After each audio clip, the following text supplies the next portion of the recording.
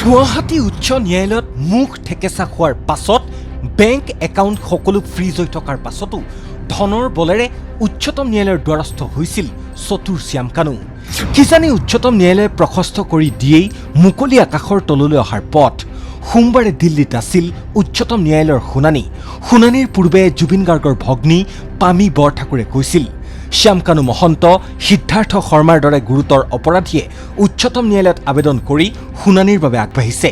তেওঁলোকৰ সকলো bank account fridge কৰাৰ পিছতো চিন্তনীয় বিষয়, তেওঁলোকক আইনী আৰু ফিনেন্সিয়েল ছাপোৰ্ট কোনে প্ৰভাইড কৰি আছে, কি শক্তিয়ে তেওঁলোকক ছাপোৰ্ট কৰি আছে, নেদেখাজনক প্ৰাৰ্থনা কৰিছোঁ আৰু ন্যায়ালয়ৰ ওপৰত আস্থা ৰাখিছোঁ জুবিনদাৰ ন্যায়ৰ বাবে।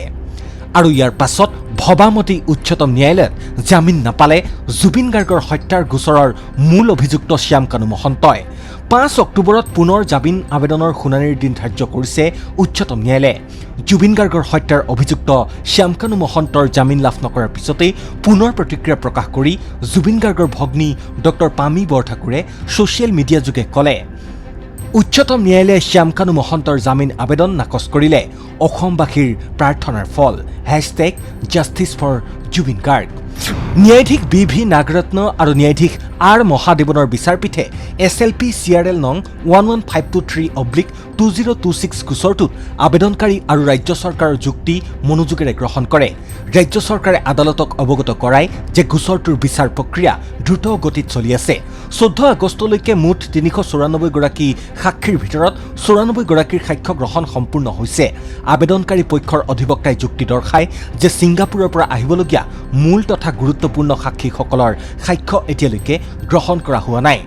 ৰাজ্য চৰকাৰে ইয়াৰ উত্তৰত জনায়, ছিংগাপুৰৰ এই গুৰুত্বপূৰ্ণ সাক্ষীসকলে পূৰ্বেই তদন্তকাৰী বিষয়াৰ সন্মুখত বক্তব্য লিপিবদ্ধ কৰিছে আৰু অহা 2-3 সপ্তাহৰ ভিতৰত তেওঁলোকৰ সাক্ষ্য পৰৱৰ্তী পৰ্যায়ত গ্ৰহণ কৰা হ'ব। বিচাৰপীঠে প্ৰক্ৰিয়াটো যিমান পাৰি ক্ষীপ্ৰতাৰে সম্পন্ন কৰিবলৈ চৰকাৰক মৌখিক পৰামৰ্শ প্ৰদান কৰে। এতিয়া সকলোৰে অপেক্ষা পৰৱৰ্তী শুনানিত কি হ'ব।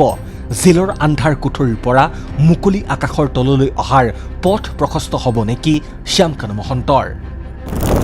কমেণ্টত জনাওক আপোনাৰ মতামত, ছাবস্ক্ৰাইব কৰি দিব আৰু ভিডিঅ'টোত এটা লাইক কৰি দিব। পুনৰ লগ পাম আন এটা নতুন খবৰৰ সৈতে।